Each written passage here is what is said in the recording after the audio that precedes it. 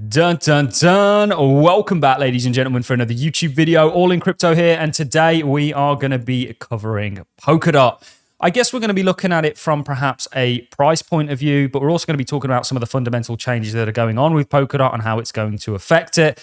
And of course, we're going to be talking about something happening in just under 8 weeks that may crash Polkadot's price, the DOT token's price. We're going to be getting into all of that in this video. So before I get into it all, guys, if you can do me a massive favor and smash that like button and leave a comment, it really does help me out in regards to promoting this content to a wider audience and getting this information out there.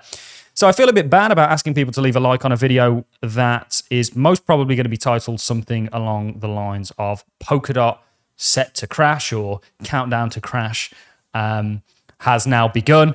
What are we talking about? And we're going to do a number of things in this video. We're going to be talking about parachains and how we're moving away from that model to more of a core rent time model, I guess, which is going to provide a way lower barrier to entry for builders who want to play around on the Polkadot ecosystem and build things. But what am I talking about in regards to a crash occurring? Well, right now on Polkadot, you have, and we'll play a clip talking about Gavin Wood's vision to move away from this, these things called parachains. And in order for somebody to have a parachain, to win, I guess is the right case, a parachain, and therefore the right to deploy on one of Polkadot's cores, you essentially needed to bond and raise the DOT token. Okay? And how these auctions essentially were won was by something called a candlestick auction, where you essentially had to have more DOT than your competitor, and the person with the most DOT won the first auction, and then the person with the next best amount of DOT won the second, and the third, and the fourth, and the fifth. And you would have to essentially bond your DOT to Polkadot for 2 years, and for that 2 years, you would be granted the rights, I guess, the access to be able to build and harness Polkadot's relay chain infrastructure, if you will, and the security and everything that it brings. Now, we are looking to move away from that model, and we're going to talk about that in a second. We're going to be playing a clip from Gavin Wood, but the time is upon us, and I took part in most of the parachain auctions where 2 years is up.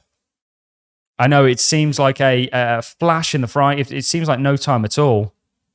But 2 years is up for 5 of the largest, the first parachains. Okay? And with this, you are going to see the unbonding, essentially, of over 100 million DOT tokens with the current market value of $450 million US. This is set to be released in just under 8 weeks. Now, what is this going to do for Polkadot's price? We're going to be speculating.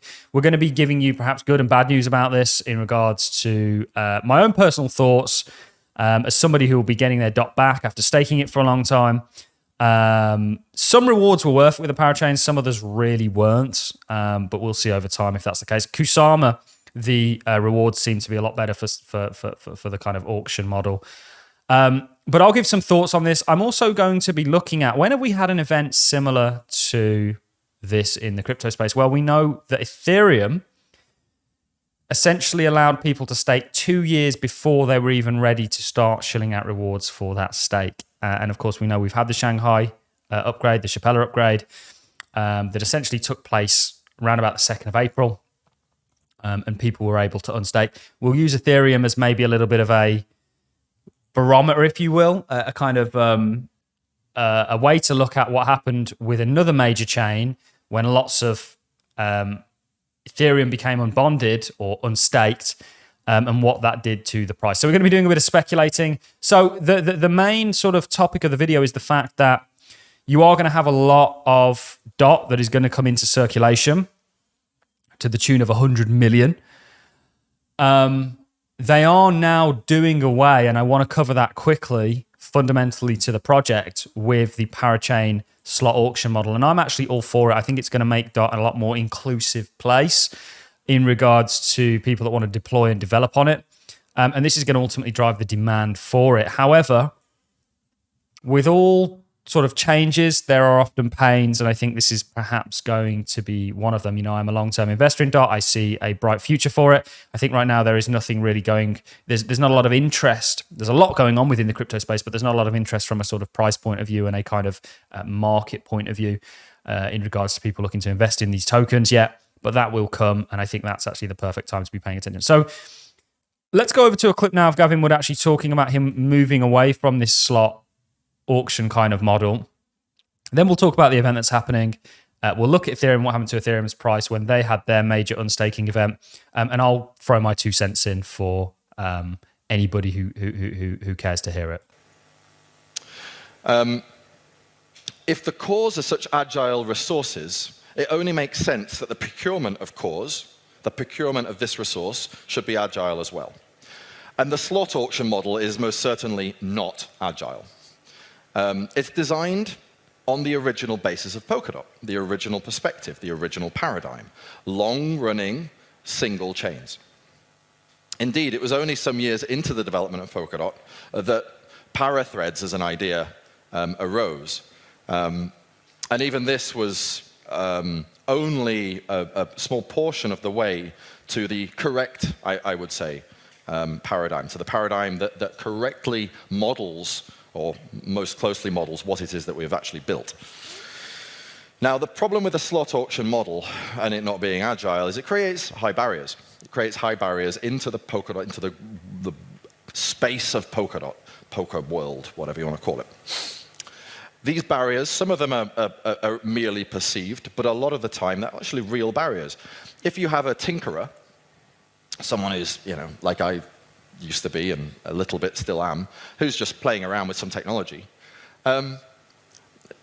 such people, or at least if, you know, placing myself in that particular role, wearing the tinkerer hat, I don't want to be bothered about raising tokens or marketing or finding other people with whom I can. I just want to deploy some code and see if people use it. Kind of like open source approach, right?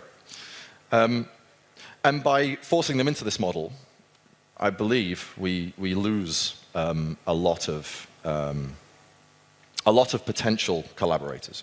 So that's Gavin Wood talking about. It's kind of like they've abandoned the parachain model and more adopted a parathread kind of model, which I think is one way to look at it, not a bad way necessarily to look at it.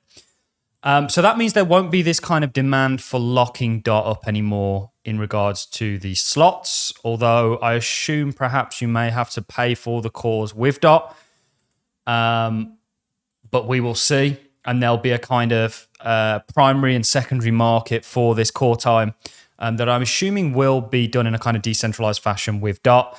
So there is going to be a sort of demand element with this new model, but whether it's less or more so, probably potentially more so, because there'll be a lot more people that will be able to take part in it because of the lower barrier to entry than the previous. But essentially the parachains that are already out there, and I think is it 45 parachains or something now? Though that DOT is all going to be given back to the people who delegated it in regards to the projects that they wanted to win the slot auction and backed. So that's going to be a lot of DOT hitting the market. And again, in approximately just under 8 weeks, you are going to have over 100 million DOT hit the markets and become liquid. Right now, really, you're just range bound. We are suspecting that potentially this is a stage 1 that may move into a stage 2, but you've got to hold this support. It's very critical DOT holds this support, otherwise you are looking at lower down targets, and this is a stage 4 continuation. So what's going to happen here? Well, my 2 cents on this is, if you think about people that took part in the parachain auctions, they were generally people who were into Polkadot on its ecosystem, like myself, that essentially plan on holding on to their DOT for a long time. You know, they believe in the vision, they see what Polkadot's doing, and they see value in the project, and they're happy to stake and ultimately get rewards whilst they're waiting for Polkadot to perhaps fulfill the promises that it made initially. There is undoubtedly, I would say, going to be some people that will be looking to sell their DOT. Now, in regards to people that want to sell their DOT, the problem there is when the auctions took place, DOT was a higher price than where it is today. So they'd be selling at quite a significant loss. Are people going to do that? I'm not 100% sure. So I don't think in regards to 100 million DOT that's going to become available, become liquid, that a particularly large part of that is actually going to hit the open market. Some of it undoubtedly will. Even if it was 10%, that's quite a significant sell pressure. But I think it's probably like 10% that people will look to sell because one, people are going to be selling at a loss. Two, the majority of people that took part in the Parachain auctions, it wasn't just anybody took part in them. There obviously were some kind of people that perhaps were just looking to maybe gain some extra rewards. But I think the majority of people that took part in the Parachain auctions were people that were into Polkadot and that had researched it and looked into the project that they were backing. They're likely going to hold. This is something to watch because it's not just this 100 million DOT that becomes liquid.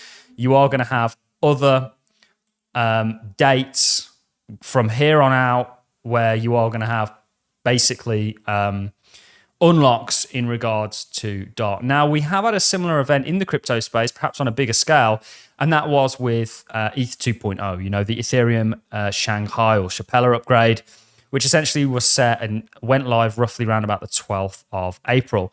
And there was a lot of Ethereum that went liquid, okay, across multiple places, lots of exchanges, just like with the DOT slot auctions, essentially allowed for you to stake your Ethereum. And it was only 2 years later, so it started in 2020, 2 years later, you were allowed to unstake your DOT.